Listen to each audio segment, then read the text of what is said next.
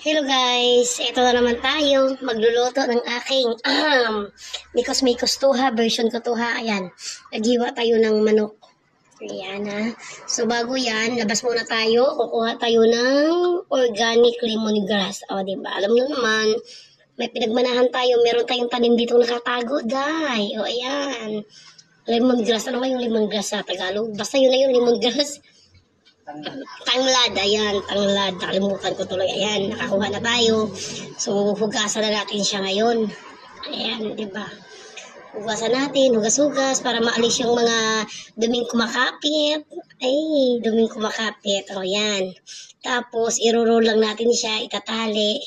After na maitali, siyempre, palo-palo ng konti kahit walang kasalanan para lumabas na yung amoy. Hindi yung totoong kulay. Yung totoong kulay para lumabas ang yung aroma niya. Ayan. Palo-palo lang. Pagkatapos, ayan, after siya mapalo at lumabas na yung amoy niya kasi matatansya mo naman eh. Ayan. So, ilalagay na natin si manok sa kaldero. Ayan. Pagre-ready pa rin yan mga loves kasi nga doon natin papakulo to sa labas. Alam mo naman, marami tayong kusina. Maraming kusina. Ayan, lagay na natin. Nakaready na rin yan siya, oh. Diba? Sariwang-sariwa. Native pala tong manok natin. I-adobo natin. Pero bago natin adobo yan, ay pakukuluan muna natin ng bahagya. Ayan, diba? Mas masarap yung native na manok. Kasi ano siya, malasa talaga. Ayan. So, ito yung proseso ko sa pagluluto ng adobo, ha. Iwan ko lang dyan sa iba. Ayan, oh, mikos-mikos na rin yan. Mikos-mikos siya, pero masarap. Ay, masarap. Ayan na. O, diba? So, lalagyan na rin natin ng konting tubig lang. Ayan. Ang ganda ng pagka-slice, diba? Ayan na rin si tangad. Lalagyan na natin si tangad. Uy. Yan, tangad. Sorry, tangad. Tapos, tubig. O, ayan. Talagang ginalingan ko sa pagkat yan. Lagyan na rin natin siyempre, ang pambansang bawang nadagdag sa bango ng ating niluluto. Ayan, o, palo ulit. Kahit walang kasalanan. O, diba? Pag galit ka, yan, ibuhos mo dyan lahat. O, diba? Talsik. Ayan, pag nagagalit ka, kumuha ka lang ng bawang, paluin mo hanggang sa magsawa ka. O, diba? Durog-durog. Ayan. O, diba? Pati yung sangkalan, wasak. Ganon. O, diba? Tanggal yung gigil mo. Tanggalin lang natin yung balat. O, yan. Lagay na rin natin sa kaldero. Ayan. Ganyan lang kasimple, diba? Simple ang luto lang yan. Yan na. Yan. Dagdag amoy na rin kasi yan. Diba? Alam mo na, para nanonood yung lasa. Sa pagpapakulo pa lang yan, ha? Kasi nga, native nga yan. So, kailangan natin siyang pakuluan ng konti para lumambot. Hindi siya katulad sa 45 days na malambot siya. Ayan, dali natin. Kasi alam mo naman, marami tayong kusina. Baka magtataka kayo, meron sa loob. Kadami kong pinapasok ang kusina. Marami akong kusina. Ayan, dadali natin sa labas. Ayan. Diba? O, ayan na ang ating mahiwagang lutuang kahoy. Alam mo naman, kasabihan ng mga tatanda at sabi din ni tatay, kahit si papa ko, ang sabi nila, mas masarap ang lutong kahoy. Diba? Pansin nyo.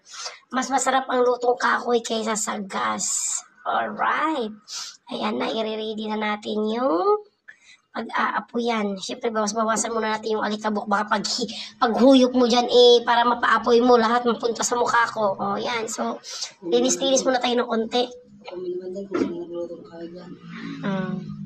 Diba? O, pakomment naman dyan kung sino yung mga naglulutong kahoy dyan hanggang ngayon. O, diba?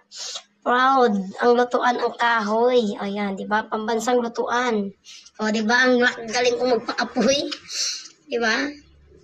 Saka kung mapapansin nyo, kasabihan ng matatanda yan, mas masarap ang luto sa kahoy kaysa sa gas. Tsaka proven and tested talaga yan. Talagang iba yung texture ng niluluto mo sa kahoy at saka sa gas. O, di ba? Ang init. O, kasing init ng ayan na, nailagay na natin. O, diba, lakas ng apoy. Saglit lang yan. O, ayan, nakaready na rin yung ating panggisa. Adobo ang lulutuin ko yan, ha. Ayan, mikos-mikos na yan, ha.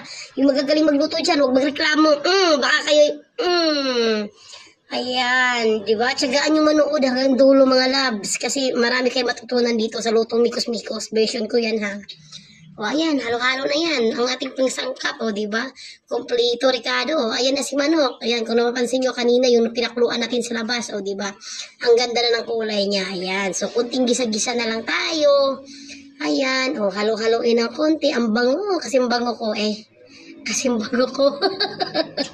Ayan, halo-halo lang ng konti. Ayan, hanggang sa mamix yung ating completo Ricardos. Ayan, o diba?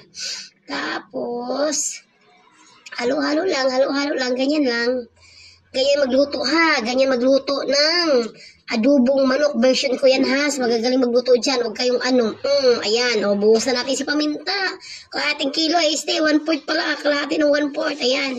Sa akin talagang dinadamihan ko dahil gusto ko talaga yung mabangong malbango at saka yung lasa niya talagang manunuot sa laman. Ayan, ganun yung gusto ko. Siyempre magluluto ka din naman. Ay na, lahat ng pwede mong isangkap, isahog mo na para masarap. To the bone, o. Ayan na, lagyan na rin tayo ng suka. O, silver spoon, star studded, baka naman. Ayan na, nailagay na natin ang suka mga guys. O, diba? O, tapos, lagay din tayo ng konting soy. O, estimated lang. Kasi hindi tayo pwede sa maalat. Ayan. So, hindi na rin ako maglalagay dyan ng asin ha. O, ayan. Nakita nyo naman. O. Tapos, lagay na rin tayo ng, syempre, Mother's Best oyster sauce. Ayan. Ang pang pala.